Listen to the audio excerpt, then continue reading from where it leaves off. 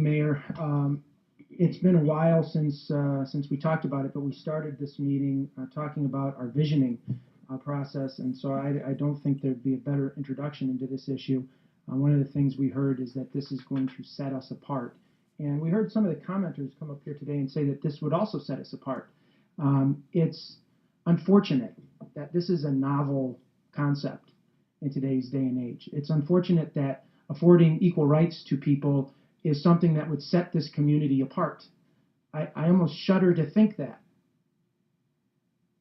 It really strikes me that we are not a community that is opening and welcome to every single person, regardless of their background, regardless of their orientation, regardless of their religion, regardless of their race.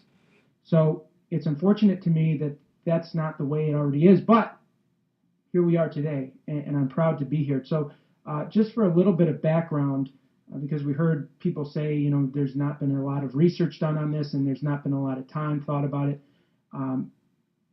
Councilman Skinars and I have been working on this for a few months now, and we talked about it and we researched the issue ourselves. We brought it to Mayor Noddy, we brought it to the city administration, we brought it to the city attorney, and we said, we want you guys to research this. We want you to look into it. And there's a precedent that's been set by a number of other communities in the state of Michigan. We want you to see what kind of success those other communities have had, what the pitfalls they've had, and so that we can craft an ordinance, hopefully, that will avoid all of those problems. I find it curious. It's always funny to me when somebody comes up and says, you haven't done your research on this. Well, you didn't ask me what research I've done. You haven't even reached out to me. So how do you know what I've been doing? It's really, it makes you scratch your head a little bit. So the background is Doug and I looked.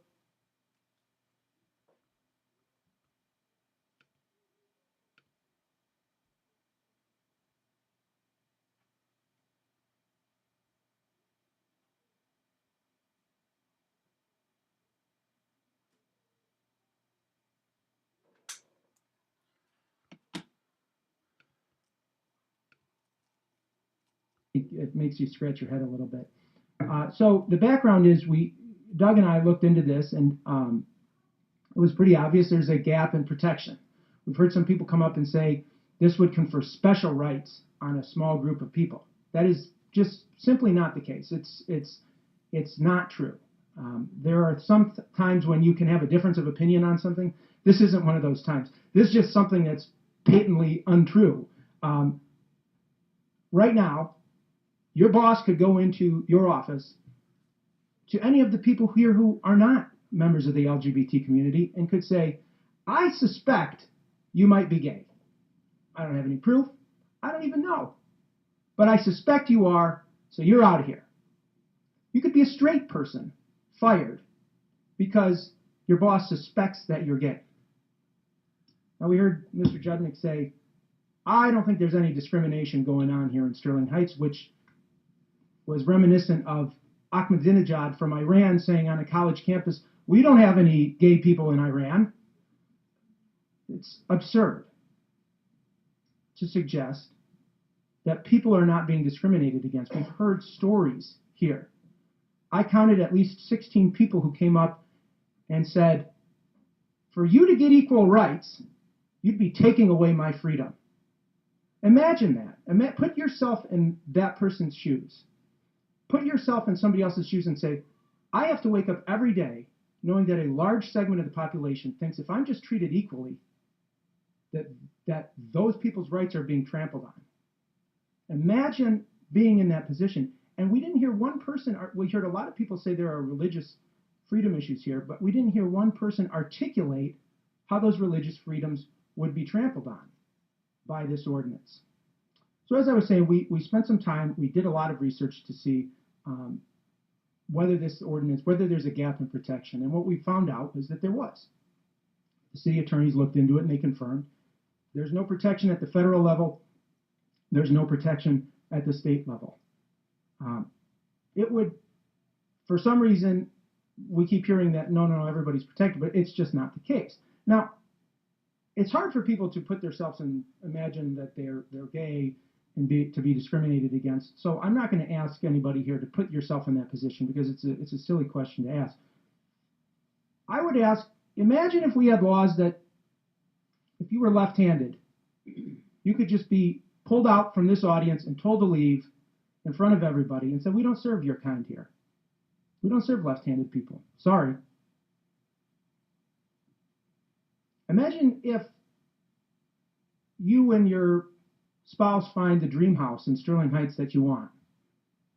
You've been looking for months or years for a house, and you finally find the house that you want, and the real estate agent says, you know what, we don't sell to divorced people. Sorry. It's biblical.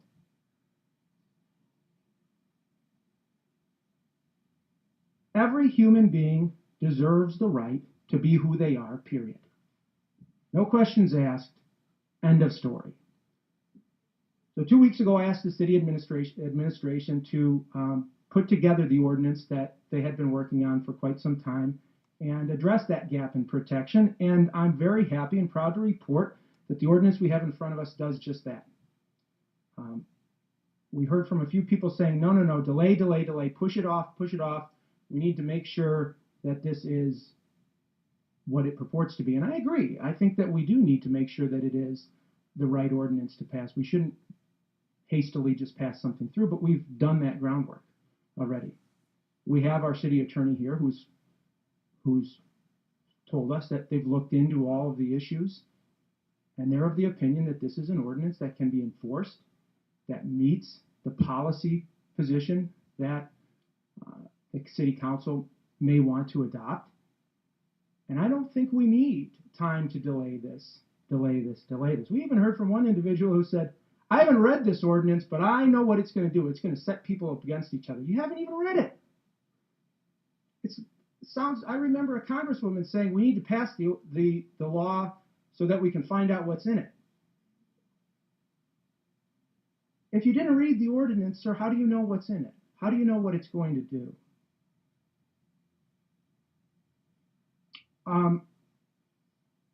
There has been a lot of discussion tonight about religious freedoms.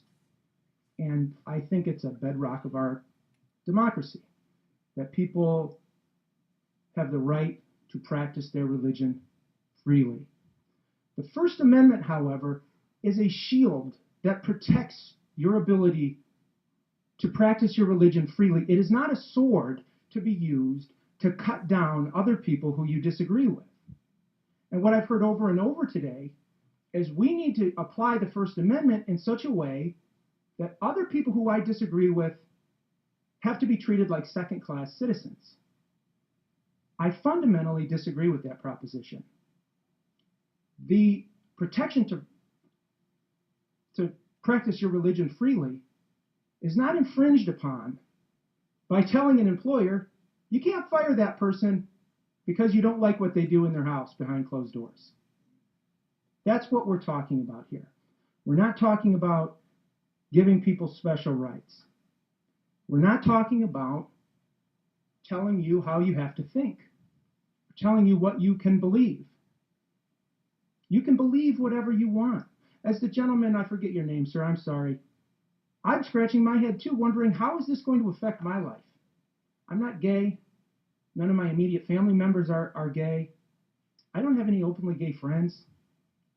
I don't have any openly gay distant relatives that I know of. How is this going to affect my life? The sun will come up tomorrow. I will go to my job. I will work and try to provide for my family. And I'll go home. And that's that. It won't change my life one bit.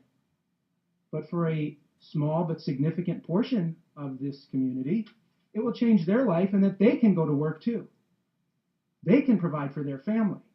They don't have to worry about a sword hanging over their head. Mr. Kummer came up and said this is bad for churches that offer services like food pantries and fairs and charitable events. I'm scratching my head. How on earth could this possibly be bad for a church that's providing these services? We're here to help the needy. We're here to help the people who are less fortunate than us. We're here to help as Christ would do. But not you, because you're gay. So beat it. And now the city's saying we can't do that? You're absolutely right. Your protection to discriminate will be eliminated.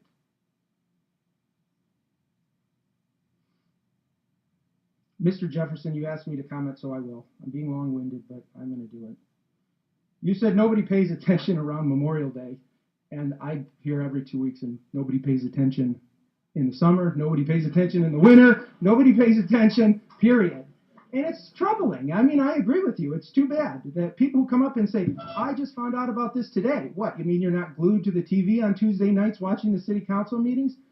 We try to get our message out as much as we can, and I wish we could have gotten it out more. But, you know, Doug and I, and Councilman Skinars and I have been doing the best we can. There was an accusation about being heavy-handed with government, and I've said in the past, absolutely. I don't think the government is right to come in and tell businesses how they should run their business. I don't think government's place is to over-regulate the businesses. But government's place is to protect people and protect their stuff. That's what government exists for. So that's what we're doing. And I guess you also ask, why can't we just have a problem with this? You can. But societies evolve over time. Sorry. That's just the way it is. Why can't we have a problem with interracial couples? You just can't. That is a deal that we've made to live in this society. Privately, you can oppose it. But if you publicly oppose it, you're a bigot. And that's just a cost of living in a free society. One resident said ExxonMobil is telling its employees 17 years in a row that you don't need protection. Well, that's precisely why I think we need to pass this ordinance. Because people are not protecting their employees. And I think it's important that our residents, prospective residents, and our employees here are protected. There is no loss of freedom here. The only freedom you are losing if this ordinance passes is the freedom to discriminate against people who are members of the LGBT community.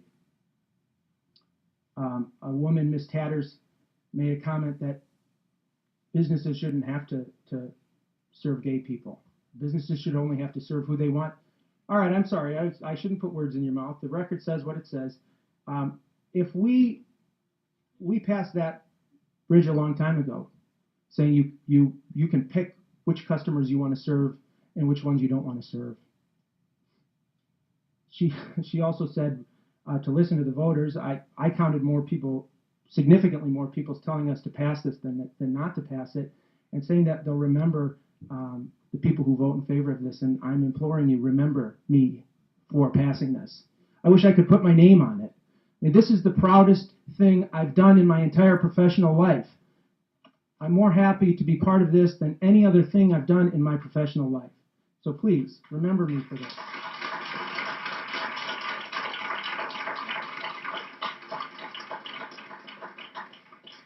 We heard people say that we should approach this issue like we approached the pit bull issue. I completely agree.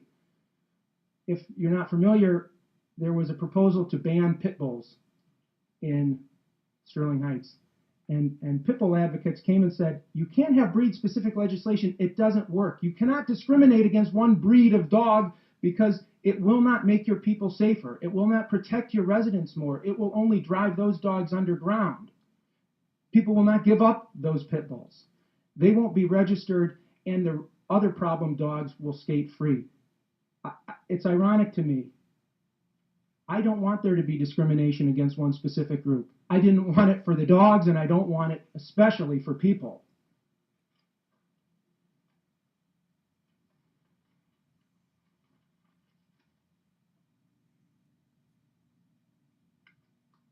We heard one individual say that we could be wrongly sued for passing this. You can be wrongly sued for anything. We're in a litigious society, and I mean, you can be sued if you're a doctor wrongly. You can be sued if you're a lawyer wrongly. You can be sued if you're a business person. I mean, is that an excuse where we're going to tell people don't go into business because you never know? Somebody might sue you if they don't feel you gave them a fair shake. So we better not go into business in this country because it's very litigious. Passing a law to protect people, protect them, is the fact that somebody may, this ethereal idea that somebody may be sued is not a justification to not pass an ordinance protecting human rights.